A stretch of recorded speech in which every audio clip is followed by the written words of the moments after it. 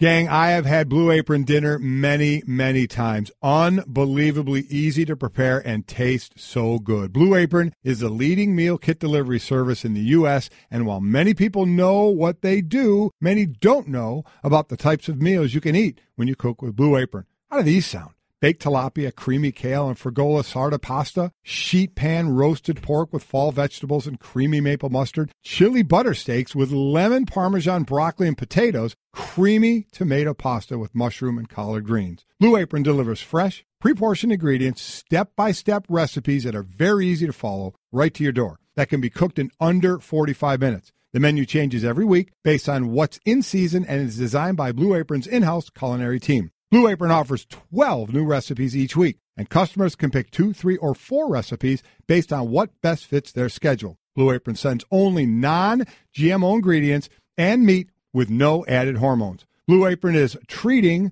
Golic and Wingo listeners to their first dinner, a $30 value if you visit blueapron.com/Golic.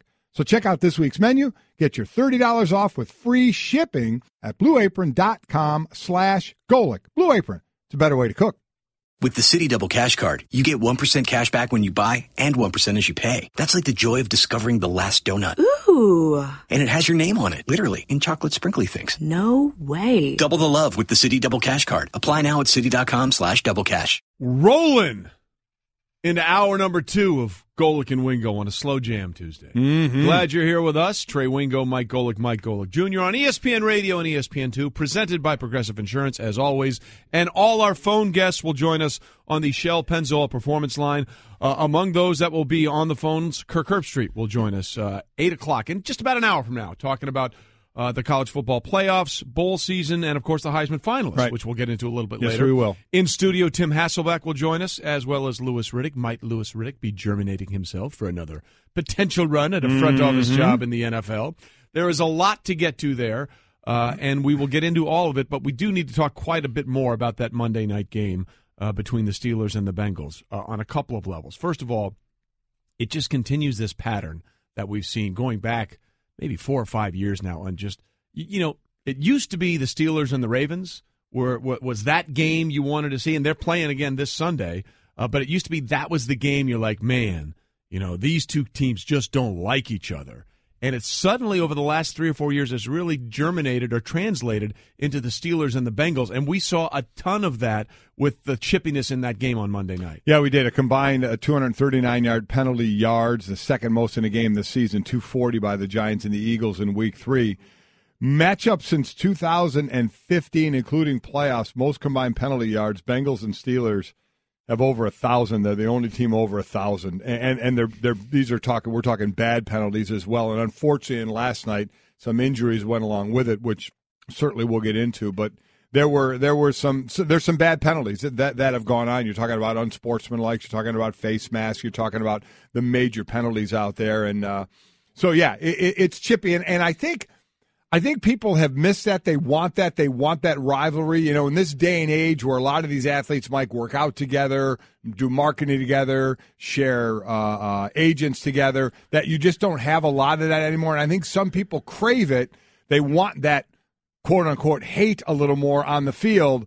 Unfortunately, it turned out to some injuries yesterday, but I think putting that aside, I think people do like it when you actually have teams that you feel don't like one another. Yeah, I wonder if you can put that aside anymore. We had that sweet spot a couple of years ago when this rivalry was at a fever pitch, and everyone loved it. They loved when these two teams played because you did get that genuine hatred. I wonder if you get that now in the current landscape around football, knowing head injuries and all of these things are at the forefront of it right now. Based on what we saw last night, there was plenty of that hate there. And even if you remove what happened with Ryan Shazier early in the game, if you just make this about the Juju Smith-Schuster and Vontaze Burfict, I wonder if we're still singing the praises of the rivalry or if we're looking at this saying, man, that's another hit that, you know, the guy gets carted off again. We hear that he gets up in the locker room, and that's all great that he's fine. But are we now at that point where the recoil is just as strong as our desire for that hated rivalry? Well, I think that depends on how much you have invested in the rivalry. Like, I think for the casual fan that's watching the game,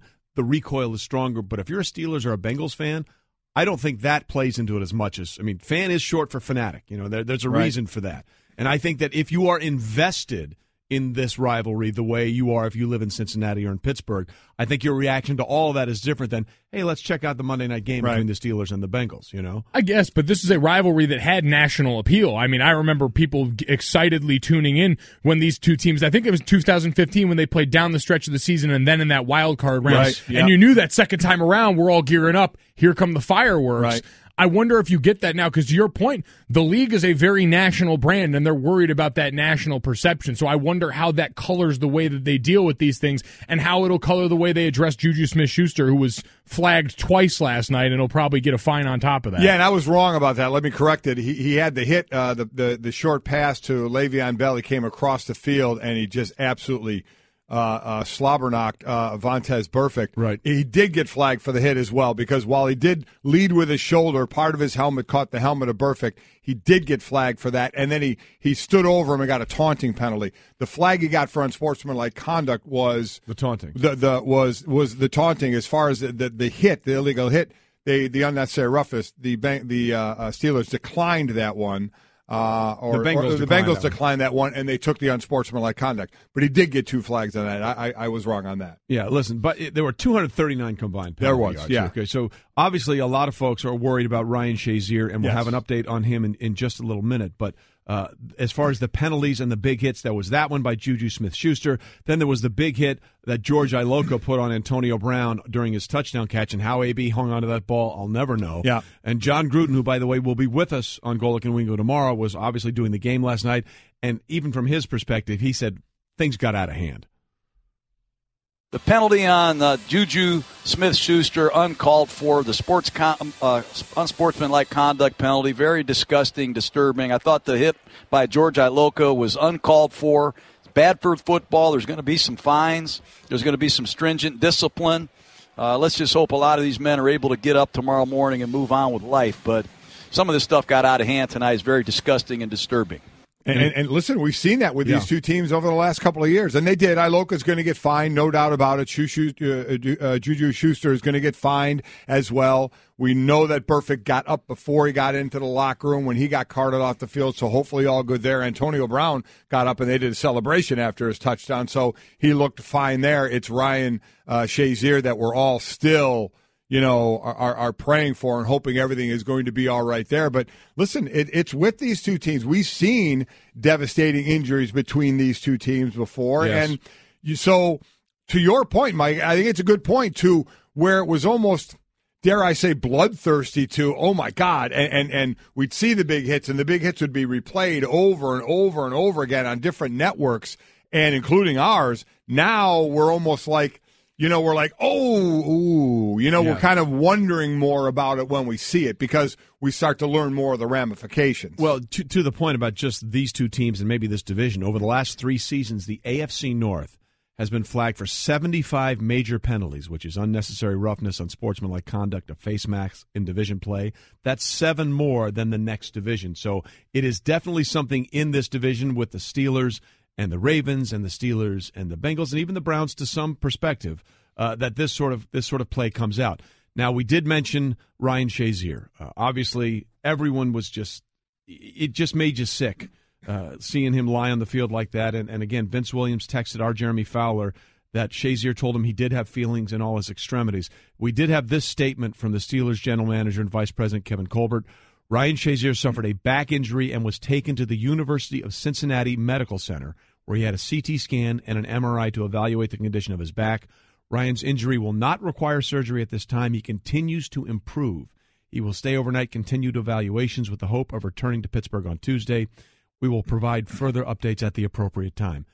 Just some of the wording that you hear there makes you feel a little bit better. It makes you feel a little bit better, but I never heard, Lisa Salter certainly was trying to get all the information, on the sideline last night and as much as she possibly could, but we never got the words we wanted to hear. What did we want to hear? Moving all extremities. That was the only, all that by Kevin Colbert. I get that's a statement, but in none of it did I hear that. And that's what I want to hear. That's why I was so certainly a little bit relieved to hear what his teammate said to Jeremy Fowler, that he said he could feel have feeling in all his extremities, but I need to hear that more. That's need to hear he's moving everything. That was the really, and quite honestly, it's the only thing I was looking for. The only thing I was looking for were his legs to move, and when they didn't, the only thing I was waiting to hear was that he had moved all his extremities, and unfortunately, I still haven't heard that. Yeah, and coming from Vince as the source of that, Vince Williams, who's been a starter for them this season, but was a guy I came in with there, was a 6th-round draft pick of them the year I went to camp with the Steelers, and is as violent a football player and as hard a hitter as you'll find in the NFL. I mean, how much do you think he needed to hear that in that moment that he had that feeling? Because he had to go out the very next play, and he was on the field looking very emotional, watching the guy that he lines up next to every play down the way he was down. I don't know what mentally that does to a guy that was right next to him there, that was right involved in that. And so maybe just to hear that bit, if he really did hear that from Ryan coming off of the field, the relief that could provide you in a moment that's as dark as that one was. Well, again, and the other words from the GM and VP, Kevin Colbert, he will stay overnight and continues to improve. And if they're even talking about the idea of moving him back to Pittsburgh, that's also because if they would not even discuss that possibility. Exactly right. So that's another positive sign there. And again, if we get any more information on Ryan Shazier, we will update it in the next few hours as we continue here on Golic and Wingo. And if we don't have it, they'll have it on SportsCenter throughout the day or NFL Live later on today. Okay, so we'll see what happens there going forward, and we'll have another discussion later about what this game means for the implications for the Steelers as they get set a week from now to take on the Patriots in that big Week 15 showdown. Golic and Wingo on ESPN Radio and ESPN2. And now it's time for Straight Talk, brought to you by Straight Talk Wireless. Best phones, best networks, no contracts. Something we talked about a lot, Mike, on Monday was that we both felt like there was a suspension coming for our Patriots tight end Rob Gronkowski for what he did to Tre'Davious White. He was suspended Monday, and John Runyon, you played with Runyon in Philadelphia. Did you guys just miss? No. Okay. I missed him, He's the one that gets to put out the strongly worded emails. And he made it clear from his perspective that the reason for the suspension was because this was something that took place well after the play, beyond the field of play. It was not in part of a football play. For example, like the George Iloka hit. Okay, it was on the field of play, and it happened in the end zone, bang, bang play. The Juju Smith-Schuster hit, by the way, it was a play on the field, a block that went too far into the wrong spot. I equate this more to Mike Evans and Marshawn Lattimore. Correct. Right? When Lattimore was on the sidelines after he had been poked by Jameis Winston, who was out of the game, by the way, and then Evans came up and jacked him up in the back, and he got suspended for that. Yeah, he did. Got suspended a game. I equate it to that. Yeah. AJ Green's powerbomb. But AJ Green's powerbomb from a while back. But he didn't get suspended for he did which not. was interesting. So I think that's one of the reasons that why Rob Gronkowski is appealing this suspension. I don't think it's going to be successful for a couple of reasons. One, because the play was completely over, and Tre'Davious White, the cornerback, suffered a concussion on that play as he was lying on the ground. Let me ask you this, both of you guys, this. If he gets up, the defensive player gets up immediately and is fine, does that change the fact that he should get a game suspension? It might. I don't know if it should, but it might. To me, it shouldn't because but that's really two separate things, right? But to me, whether he got because you hear so many people, if a guy has to miss time, the person who did it should miss the same amount of time. But it's if he didn't get hurt, do you think he would have got that suspension? I still think it deserves a suspension because it was so blatantly after the play. It wasn't during a play, a bang-bang play, that I do think he should lose his appeal. And I understand the appeal, believe me. Even though it was interesting, I actually saw a couple of Patriot fans yesterday, and they were like, you know what? We kind of hope he misses a game. We think we're going to – I think they're playing the Dolphins. On Monday night. We think he'll be fine, but give him a rest.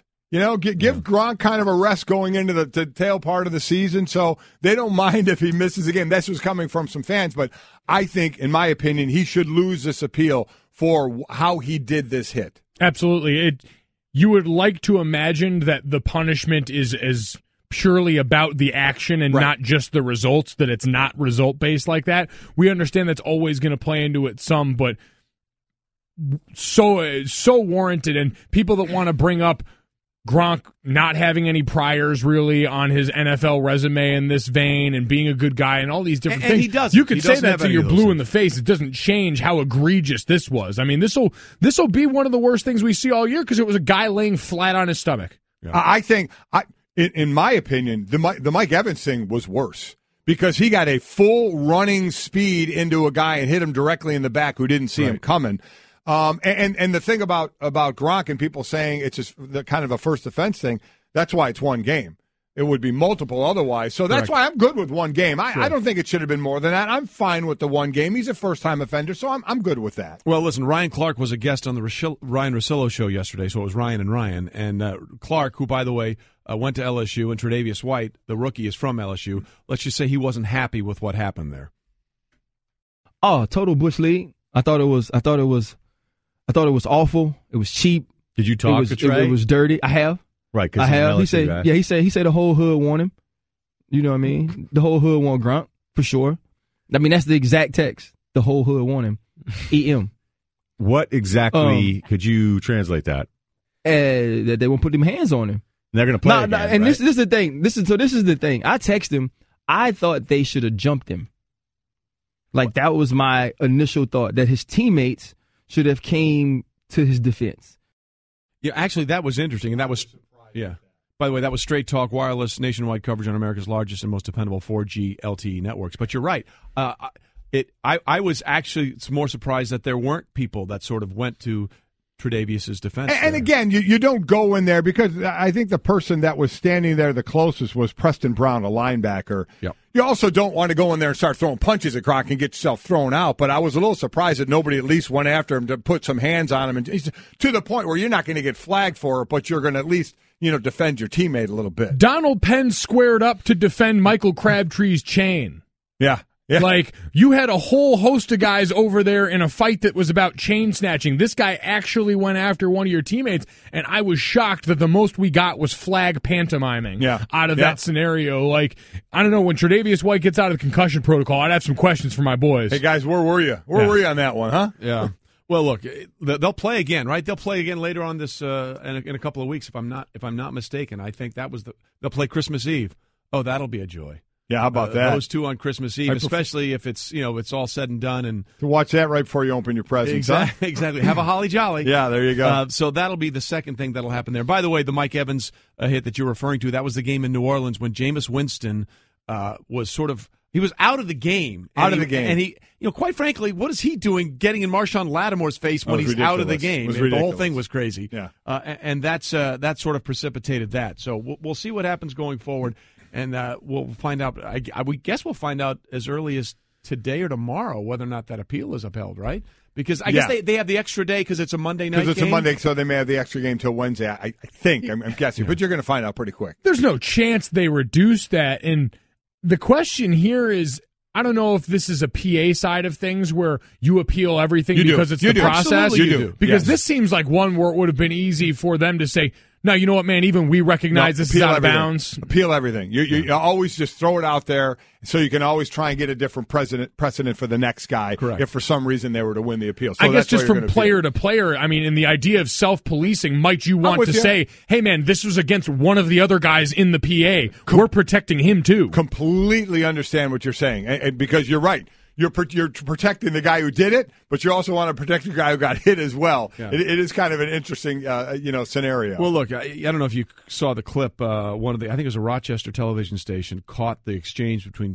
Bills head coach Sean McDermott and Bill Belichick after the game, and Sean basically whispered in his ear, said, "We're going to have the play reviewed," and you could hear Bill say, "Absolutely, that was a BS play." Yeah, so Bill knew. I mean, absolutely right. Bill knew, and he knows what's going on. So we'll see what happens with that appeal throughout the week. But again, as we said earlier, as we continue on Golic and Wingo, the Heisman finalists were announced, and there are just 3 of them. Just 3. And one of them is not Saquon Barkley. No, it's not. So we let the season play out, kids. Mm-hmm. That's the lesson here. Baker Mayfield, Lamar Jackson, and Bryce Love. And what's interesting here, David Pollack, our fine college football analyst who played at Georgia and hasn't had any sugar in 7 years, so clearly he's a deranged human being. Really is, but now has to eat a half. Actually? Yeah, he doesn't eat doesn't eat sugar. Hasn't had it was National Cookie Day yesterday. He was here. He says he hasn't had a cookie in 10 years. Yeah. 10 years. Obviously, what's the point of going on? I love him as a teammate here at work, but we can't be friends. No. What would we do? What would we have to talk about? Nothing. I have nothing in common with that person. By the way, we had him on the show yesterday, and he now, because Georgia made it to the Final Four, he has to eat 6 Krispy Kreme donuts. 6 donuts. And that's going to wreak havoc on him. I was going to say, you want to talk about cleaning the pipes. Yeah. Oh, that'll be in and out of him about 20 minutes. That's exactly right. Those Eli Manning underpants get a workout. So we got David Pollock binging and purging. Yeah. We've got Sean O'Hara chafing and a laxative from maple syrup. There you go. We got you covered. Yes, we do. We are who we are. The brand you can anyway, trust. David Pollock, who will soon be, relieving himself of donuts. We had him here yesterday, and he said this about Baker Mayfield's pro prospects. First of all, he should be the first quarterback taken in the draft next year. I'd take him over Darnold. I'd take him over Rosen, all those guys, first of all. And he can make all the throws. He can make the throws down the field, and he can scramble around and buy time. You'll hear more of Russell Wilson in the future. Preseason, everybody wanted to talk about Colt McCoy, Johnny Manziel. If you're watching tape, this dude can do it all, and he's got something about him, man, that just makes you want to fight for him.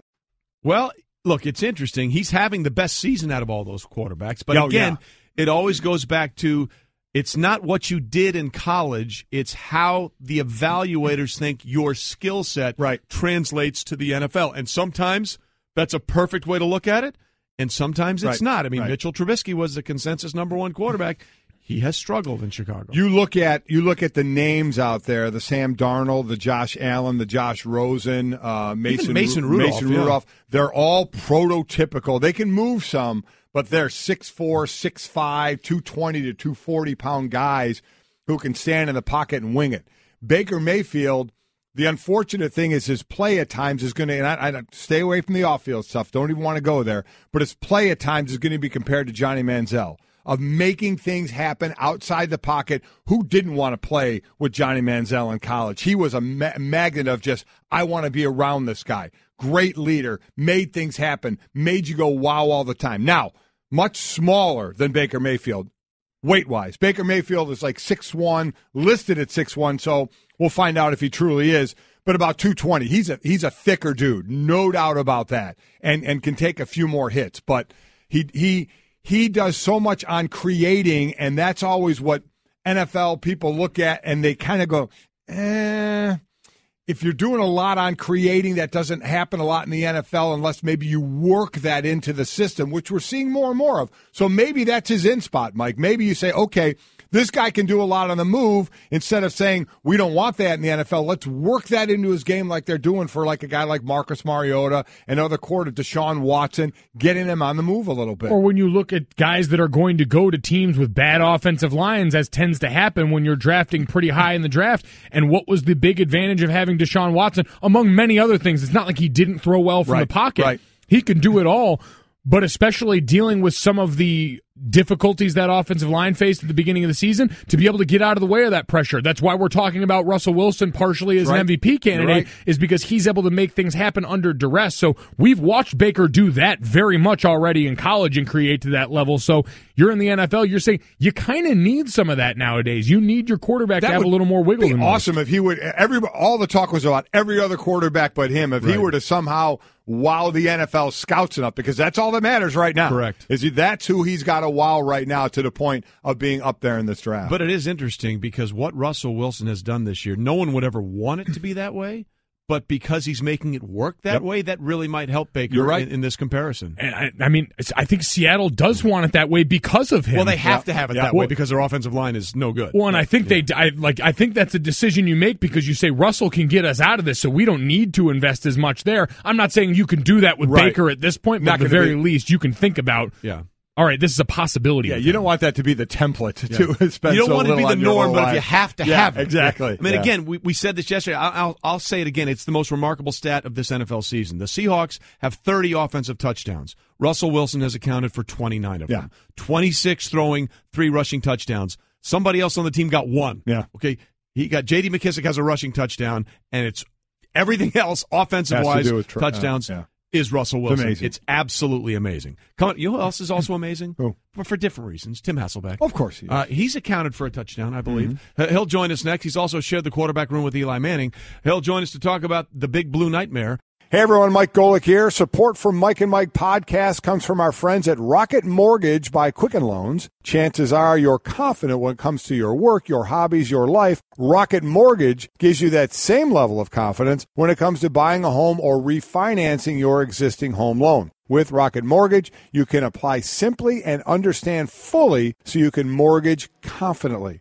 To get started, go to rocketmortgage.com/Mikes. Equal housing lender, licensed in all 50 states, NMLSconsumeraccess.org number 3030. Hey girl, have you done something new with your scales? Using new moisturizer? Nice. It really brings out the hazel in your eyes. Oh, hold on. Are you using whitening strips too? Your fangs look good, girl. Really good. A really charming snake charmer? Surprising. What's not surprising? How much you could save by switching to Geico. Wait, what? Have you been doing Pilates too? Geico. 15 minutes could save you 15% or more. Moving through hour number 2 on Golic and Wingo. Glad you're here with us, whether it be on ESPN Radio or ESPN2. We are presented by Progressive Insurance, and all phone guests join us on the Shell Pennzoil Performance Line. And then every once in a while, we're graced in studio with the greatness that is Tim Hasselbeck.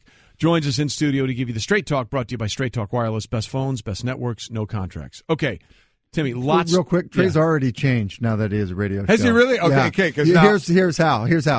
I've worked with him for like nearly 9 years now. Right. This is for those that may not know. Tim and Trey on NFL Live all the time together. NFL Primetime, NFL Live, yeah. He's never said something that nice about me ever before.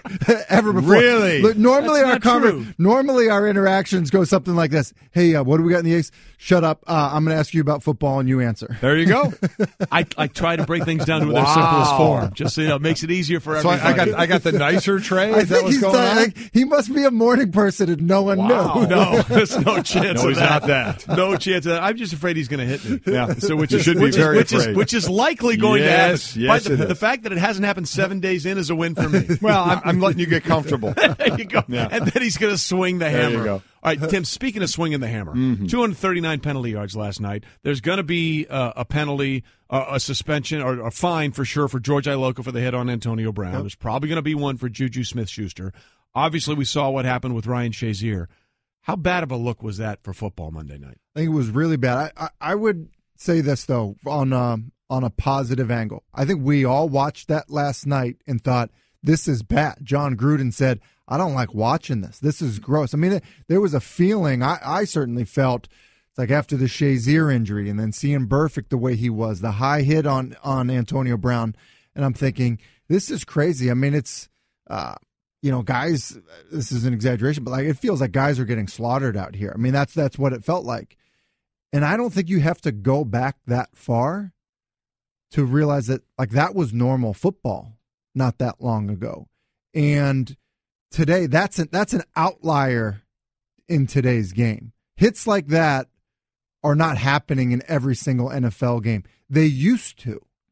You know what I mean by that? And so I think when you look at that, like last night was gross and it was ugly, but I think the positive to take away from it is that's not what it always looks like. Now, as far as, what that, the outcome of this, listen, it's really bad, and I think that it just kind of gives you a sense of it's hard to put yourself in guys' shoes as you're sitting there watching it, because even guys that have played the game can look at it and go, gosh, that's gross. But when you're involved in it and you start to have stuff like that happening, you would think, well, wouldn't it kind of bring things down a little bit, change the intensity level a little bit after a Shazier injury? Yeah. And I think in some cases it does the exact opposite when you're involved in the game. Yes, I completely agree, because, I mean, you kind of, as I said last night on Twitter, I heard from a lot of former players out about moving on and playing.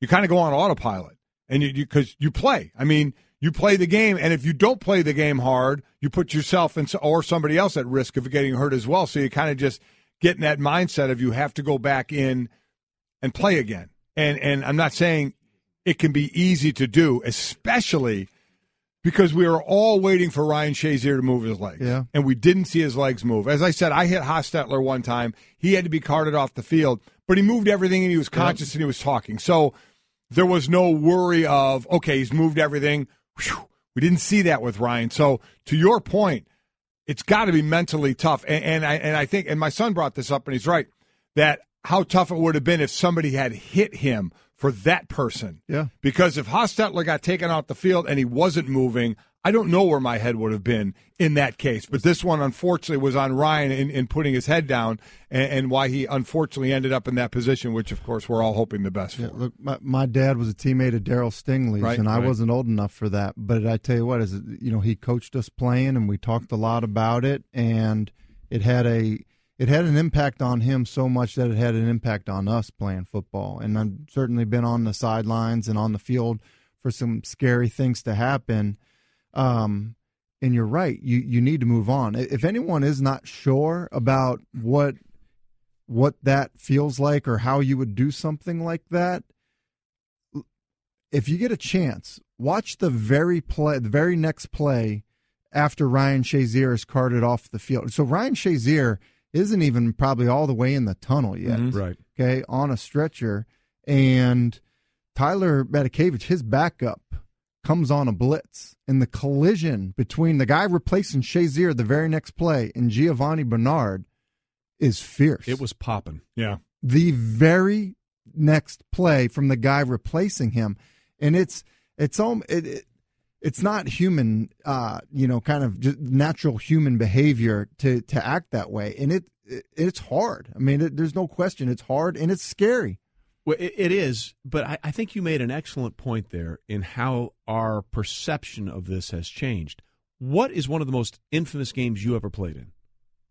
The body bag game. The body bag game That was against a the Redskins. Monday Yes. night game Yep. between the Redskins and the Eagles at the old vet. What you had, I think, 3 quarterbacks you hit out of that game. Yeah, to take them Brian off? Mitchell, a running back, ended up playing quarterback at the end of that game. And that game has been sort of glorified over the years as the typical hard-hitting, do what you take to win. We will dominate the opponent we will bury you guys. Yeah. And that game, had it been played now, I think people, as Tim alluded to, people would recoil from it much more. Do you think the fans are that way too? Do you think they've taken their foot off the throttle? I mean, listen, here we used to have the segment jacked up. Right. I mean, but any network running highlights would show the big hits. And that's not happening as much. Now we show them the thing of, oh, well, this guy got hurt. We hope he's all right. Do you think the fans have backed off as well? I think the fans look at hits like that as dirty. The Juju Smith-Schuster hit, I believe, will be looked at by Bengals fans for sure as a dirty hit. When Hines Ward would do that, it was certainly celebrated by Steelers fans. Yes.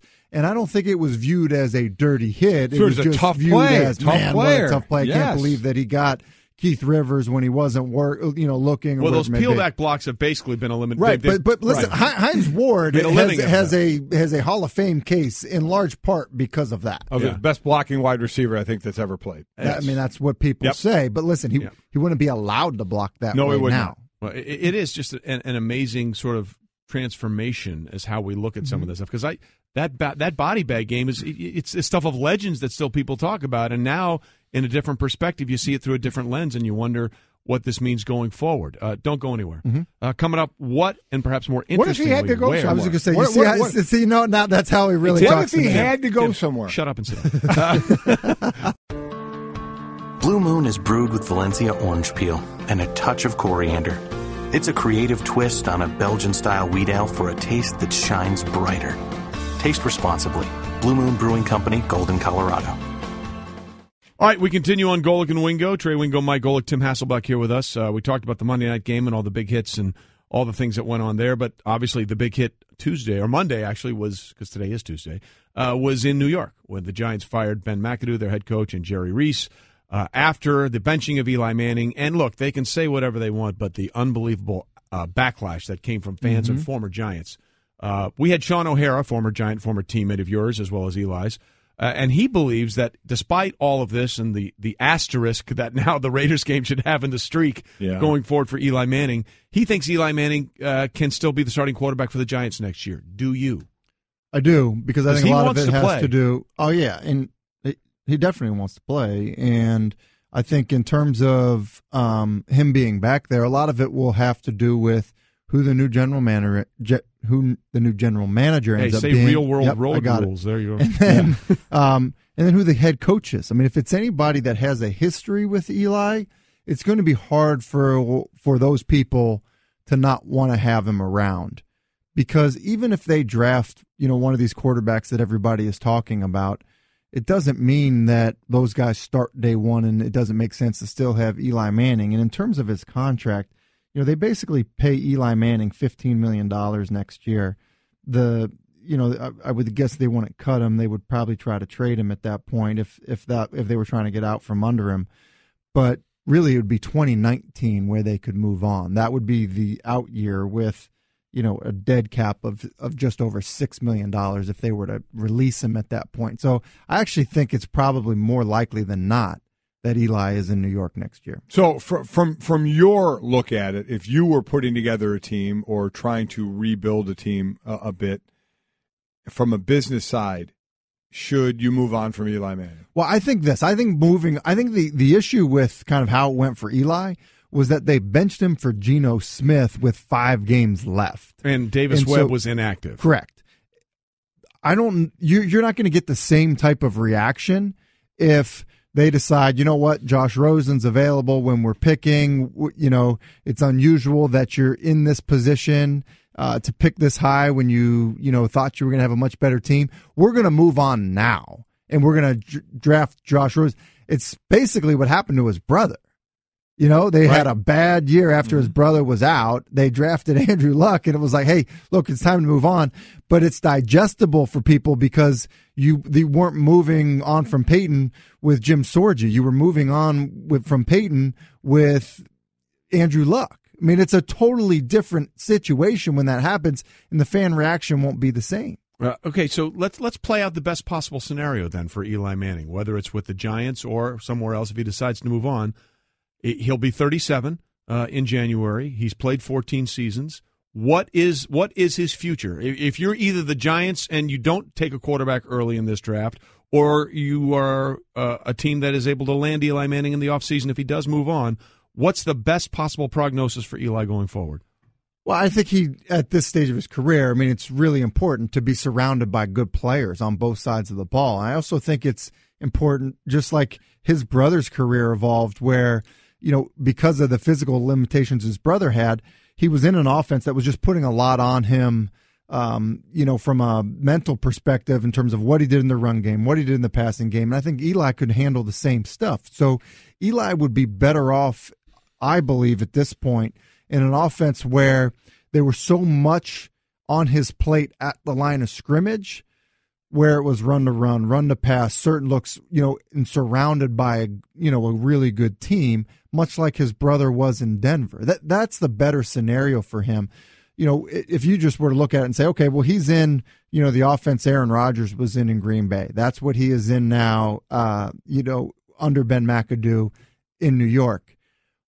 I don't think that's the offense he should be in. There certainly wasn't the offense that he was in earlier in his career. And so that's why I think whoever the new head coach is and who he hires as an offensive coordinator will be really important. Well, let's go down that road. A couple of years ago, we saw kind of the hot hire was the quarterback whisperer, Dirk Cutter, Ben McAdoo, Adam Gase, and not really working out all that well for any of them. Play better. How about if you're putting a team together now, what type of head coach are you looking for in the NFL? Well, I think this. I think sometimes everyone says, okay, well, I'm going to find this hot offensive coordinator. And I think the part of the challenge that you have with that is I think some people ignore who they were coaching. Like Ben McAdoo was coaching Aaron Rodgers, right? So it's like, well, what was it? So you're saying it may be more Aaron Rodgers than Ben McAdoo? Yeah, listen, people may not want to hear it, but Josh McDaniels is the offensive coordinator for Tom Brady. Yeah. It matters. So look, there have been young guys. Look, Kyle Shanahan, I think, is a good coach. Sean McVay is a good coach. Those are young guys that it's worked out with. And there have been other situations where it's been older guys that have worked out. And so I don't think you pin it down. I think you figure out how it matches with the roster. Again, that'll be something very interesting going forward, Golic, because you're right. All these guys that were supposed to be, hey, I'll make sure he does this, right, hasn't really worked out that way. Yeah. Timmy, you're on NFL Live today, right? I am. And then you got to make a run for LaGuardia? That is correct. Good luck with that. I heard the traffic's light in December in New York. Absolutely, especially when there's rain and wind. Timmy, thanks for being with us. Coming up, Kirk Herbstreit on why Bama and not Ohio State was the right choice by the College Football Playoff Committee. Plus, we'll talk about the Heisman finalists with him. That's next. Stay with us. I just saved hundreds of dollars by switching to Geico. I've never felt more alive. Disclaimer. Geico cannot guarantee you will feel more alive. You either possess functioning respiratory and circulatory systems, or you do not, or you are a zombie. If you are indeed a brain-starved zombie and you would like to save money on car insurance, the Geico legal team applauds your excellent life choices, even in your shambling afterlife. But we strongly encourage you to visit geico.com or download the Geico app. Please stay a minimum of 500 feet away from our large and presumably delicious brains. Geico. 15 minutes could save you 15% or more.